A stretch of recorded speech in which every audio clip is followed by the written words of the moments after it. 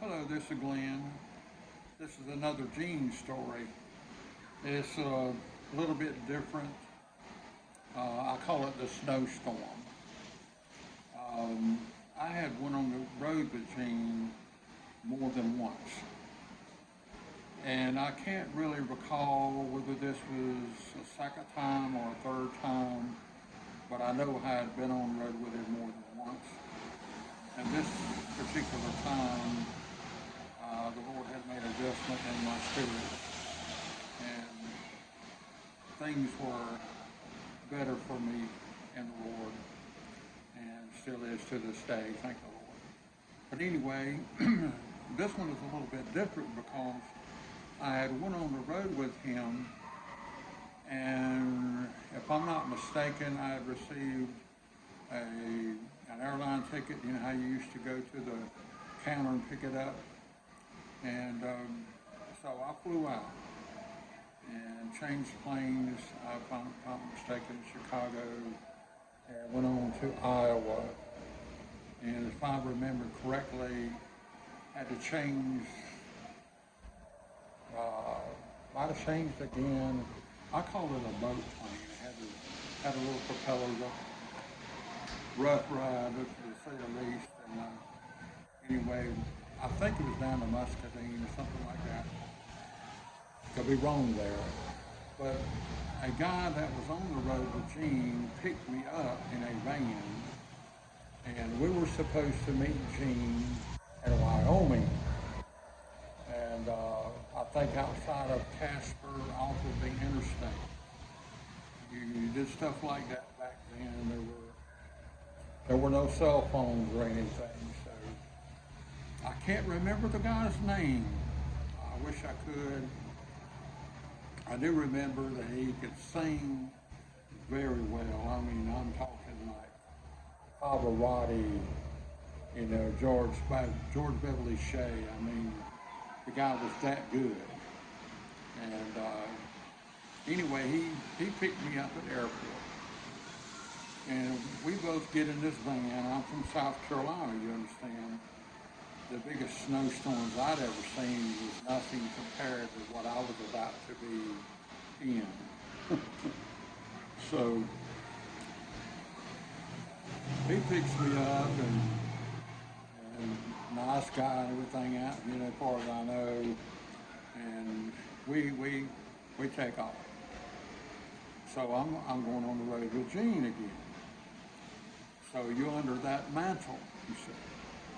If you don't know about that, it's true. You are under a mantle of a ministry. And so we take off, and I remember we get in a snowstorm. I mean, we started in Iowa, you understand? We're going to Wyoming. We're going to meet up in Wyoming out by the interstate. If I'm not mistaken, it was Casper, Wyoming, maybe doubling what I'm saying there. And we get in a snowstorm as we started into Nebraska, and it was late that night and everything, and he looks at me and says, "Would you like to drive?" I'm from South Carolina, man. I said, "Have you ever driven a snow before?" "Yeah." I think he said he'd driven a truck or something. I said, "Well, let's let you drive." So he drove. And unbeknownst to us, we got caught in the first blizzard of the season. As I remember right, it was in November. And we're out in this blizzard. It got down to like 20 below zero, the wind chill and everything. I've never seen nothing like this kind of stuff. And here we go, man. We're going. And unbeknownst to us, they had shut down the interstate that night as you're going through Nebraska. And no wonder we wasn't seeing any cars. Our top speed was like 45 miles an hour. And as I remember correctly, there were only little patches one side of the road in the lane that, and he kept the tires best he could right there where you could see the pavement. He's doing 45 miles an hour. I'm thinking, well, he must know no more than what I know, you know. So we keep on trucking. At about 2 o'clock in the morning, we slid off the interstate, right down into the median in this van. And there was no getting out. I mean, we got some gas and everything, but we're spinning tires. We're trying to get out of the median. No injuries or nothing. It just slid. About 2 o'clock in the morning. And I've always been a believer in doing what you can. I believe that, and it's worked for me in my Christian life. If you do what you can, the Lord will do what you can't do. But I do believe in doing all you can. So I told the guy driving, I wish I could remember his name, the good singer guy. I'll tell you what, I'll get out, and they had a little ladder thing on the back of the van. I'll get out and I'll jump up and down on the van and see if we can get this thing moving so we can get some traction on the back tires and get back on the road. I mean, we're talking blizzard, 20 below zero wind chill. I've never experienced anything like that, So I get out, I'm jumping up, down, and we would move. We move slowly, move a little bit, move. And I jumped until I wore out, and I got back into the van, and the wind had blown my collar up. It was froze to the side of my head. I had hair then. My hair was frozen to the side of my head, all that kind of stuff. I didn't have a goatee. I had a mustache at the time.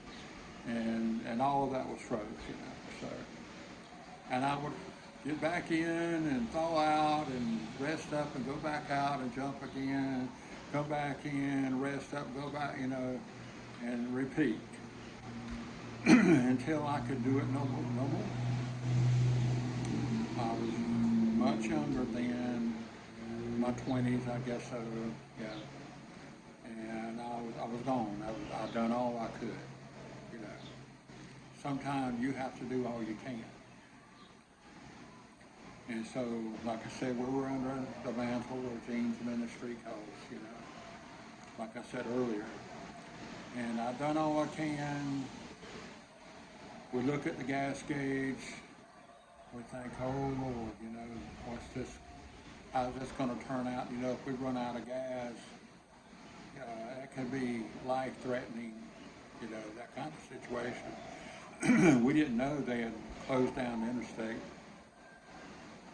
And so we had moved as far as we could. And I think we sat there and prayed. And then, lo and behold, there was no cars, No cars either direction on the interstate that night. And lo and behold, off the distance we saw some lights coming towards in our direction on the interstate. And we watched intently, and they got closer and closer. And the lights, we couldn't tell, what kind of vehicle it was or anything like that. Because of the snowstorm, it was just white out, everything. And this vehicle stopped on the other side, and it looked like, it got close enough where we could tell what it was. It looked like an army truck that was painted a different color, like a light blue, that kind of color thing. Had the double axles on the back and all wheels drive, kind of big heavy truck. And this guy gets out of his truck and comes over and rolls down the window. You guys need help? Yeah, man. Okay, we'll help you. Come to find out it was a railroad crew. And he pulled that truck around there. He had a winch on the front of that thing and hooked it to our van and pulled us right out of there like it wasn't nothing. And we just glorified God and thanked Him so much, thanked the man as well, and thanked the Lord Jesus for getting us out of that situation. So we get back up on the interstate and we're trucking. So we go. And we drove and drove and drove that night. It was like an all-night thing, and my driver guy, he got tired, so we pulled over under an overpass, and he wanted to take a nap, and he did, and I couldn't go to sleep. I was so wound up, and after he took his nap, I think it had turned daylight by then, and we started off, and we started out, I mean, I'm from South Carolina, all this is crazy to me. When we moved the van, there was a wind drift of snow upside the van as tall as the van, on one side of the van. And it stayed there when we pulled out. So we take off, keep going to Wyoming. And as I remember, we met up with Gene. He was pulled over on the side of the interstate, waiting for us. And we're looking for lights in the top of the truck and all that. And sure enough, there he is. And he hit the brake lights and stuff. And as I remember, that's been a long time ago, I think I got out and rode with him the rest of the way. But that was to me, that was a life-threatening situation that I never been in before, or since actually. A snowstorm, 20 below zero, wind chill. Never seen anything like that. The Lord helped us through that night. That could have been really bad. And I just wanted to tell that story as well. There's one other thing I think I can tell. It's not as long, but I think we should tell these stories, the true, real story of what the Lord Jesus has done through the ministry of Gene Sullivan.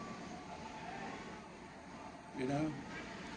So, God bless everyone. I pray it's blessed somebody.